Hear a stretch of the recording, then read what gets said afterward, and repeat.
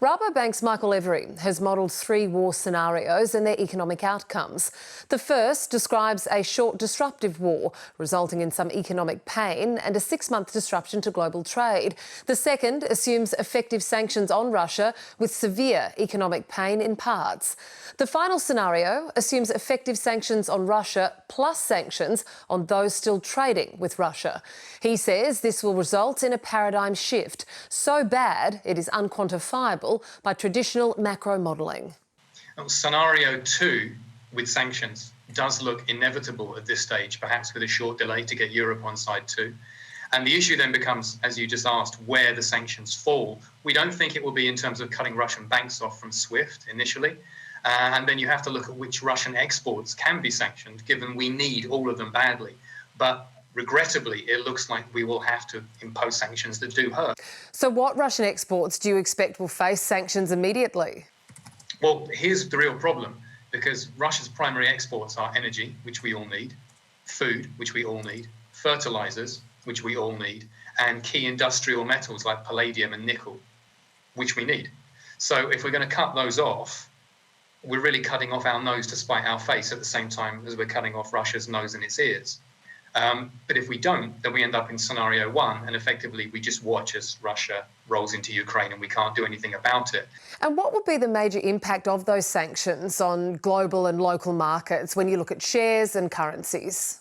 Well, very, very mixed. The share market isn't going to like it. You're already probably going to see risk off today, so a further downside in most stocks, though not all. Defence stocks will probably be up, of course, sadly.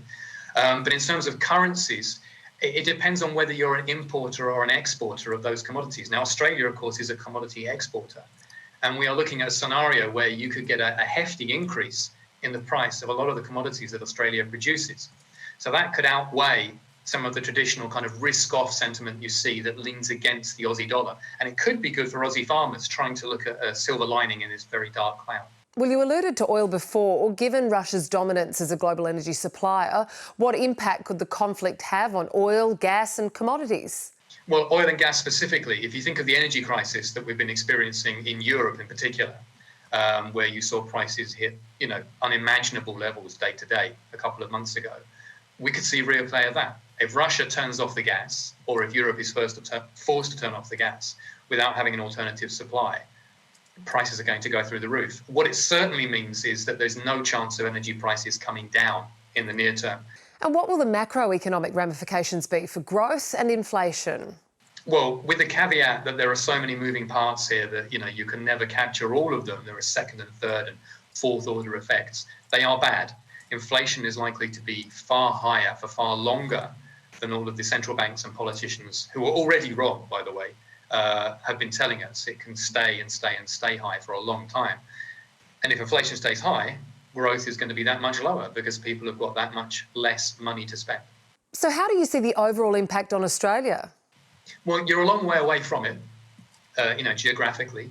You're a producer of many of the items whose prices are likely to go higher. So that's not necessarily a negative for you. If you do get global high inflation, that's going to hurt consumers.